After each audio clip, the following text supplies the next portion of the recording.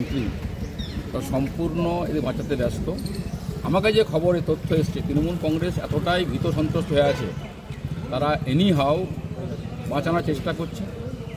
মুখ্যমন্ত্রী, পুলিশ মন্ত্রী আছেন, তার দুধের গায়েরা অ্যারেস্ট হয়েছে, তারা কালপিট আছে, তাদেরকে বাঁচানোর জন্য এই কারণেই সারা বাংলা তার প্রভাব পড়তে পারে। তারা এখন একজন করেছে, সহযুক্ত ছিল না, নাটক চলছে, সরকারি পিপিকে অবৈধ করার চেষ্টা হচ্ছে, পুলিশকে সাজার চেষ্টা করছে, কিন্তু কোনোভাবেই সম্ভব হবে না। আমরা ছেড়ে দেবো না, আগেই বলেছি, আজও বলছি, যেখানে যেতে সেখানে যাবো আমরা এক থেকে। শুভেন্দুবাবু, আজ আপনি আসছেন দুর্গাপুরে আপনার অনুগামী ভাইয়ের জগদ্ধাত্রী পুজো উদ্বোধনে। ঠিক আজকেই বিধি বাম আপনার, ঠিক আজকেই আরও একটি ঘটনা ঘটেছে। হয়ে যাক না আরেকটা ধর্ণা মঞ্চ। আইকিউ সিটির নির্যাতিতার জিহাদি ধর্ষক বলেছিলেন আপনি, সেখানে অবশ্য অপু বাউরি নামে একজন হিন্দুও গ্রেপ্তার হয়েছিল। যাই হোক, তার কথাটা আপনি উল্লেখ করেননি। তবে শুভেন্দুবাবু, আপনি আইকিউ সিটির নির্যাতিতার দোষীদের, ধর্ষণে যুক্ত দোষীদের, অভিযুক্তদের কঠোরতম শাস্তির দাবি করে ধর্ণা মঞ্চ করেছিলেন। গ্রেপ্তার হয়েছে, পুলিশ সমস্ত মুখোশ খুলে দিয়েছে, আপনার রেপ পলিটিক্স মাঠে মারা গিয়েছে। তবে আপনার কাছে আরও একটা সামনে এসেছে ধর্ণা মঞ্চের সুযোগ, ধর্ণা মঞ্চ বসানোর সুযোগ। আপনি আরেকবার প্লিজ, আপনি রাজ্যের বিরোধী দলনেতা, বিধানসভার বিরোধী দলনেতা, আপনি আরও একবার ধর্ণা মঞ্চ করে এক অভিযুক্ত ধর্ষকের ফাঁসির দাবি জানান প্লিজ। শুভেন্দুবাবু, মানুষ অপেক্ষা করছে। আপনি নিশ্চয়ই জানেন, দুর্গাপুর পশ্চিম বিধানসভার বিজেপি বিধায়ক লক্ষণ ঘরুই আপনার দলের, তার ভাইপো সহদেব ঘরুইয়ের বিরুদ্ধে ধর্ষণের অভিযোগ আজ নয়, আজ থেকে 5 বছর আগে 2020 সালে লিখিতভাবে থানায় দায়ের হয়েছিল।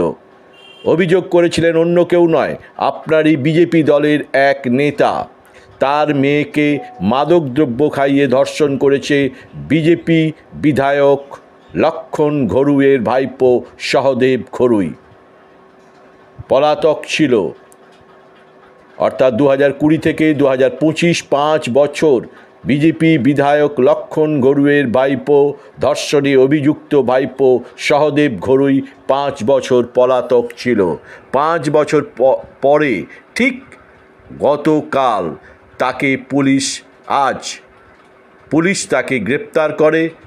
পুলিশ কাছে খবর যায় যে সহদেব ঘরুই রাজবাঁধে মর্নিং ওয়াক করছেন স্বাস্থ্য ভালো রাখার জন্য। পুলিশ তাকে গ্রেপ্তার করেছে, আজ আদালতে তুলবে। প্লিজ, আপনি তো বিকালে আসছেন শুভেন্দুবাবু। অগ্নিমিত্রা পাল, আপনি নিশ্চয়ই আসানসোল বা বার্নপুরে টায়ার জ্বালিয়ে পথ অবরোধ করবেন। আরও অন্যান্য যারা সেদিন আইকিউ সিটিতে জেহাদি ধর্ষক বলে একটি সংখ্যালঘু সম্প্রদায়ের কয়েকজন যুবকের কঠোরতম শাস্তির দাবিতে পথে নেমেছিলেন, সেদিন বাহবা দিয়েছিল দুর্গাপুর। আজ নিশ্চয়ই আরও চরম বাহবা আপনাদের জন্য অপেক্ষা করছে।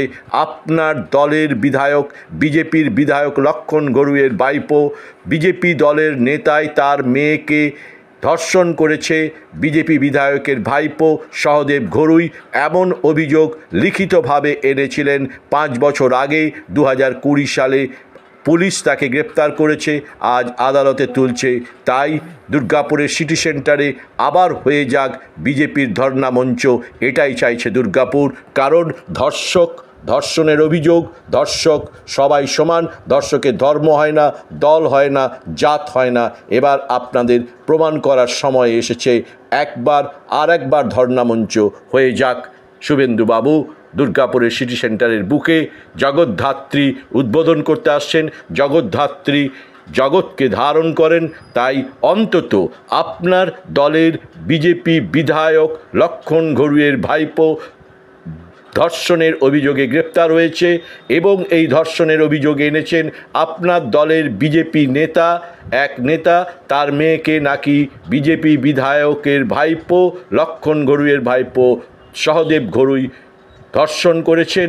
এই অভিযোগ লিখিতভাবে 5 বছর আগে থানায় লিপিবদ্ধ হয়েছিল, গ্রেপ্তার হয়েছে, আজ আদালতে তোলা হবে। প্লিজ আপনি একবার ধর্ণা মঞ্চ তৈরি করুন, আসুন, ফাঁসির দাবিতে উত্তাল হন, গর্জে উঠুন, এটাই দুর্গাপুর চাইছে।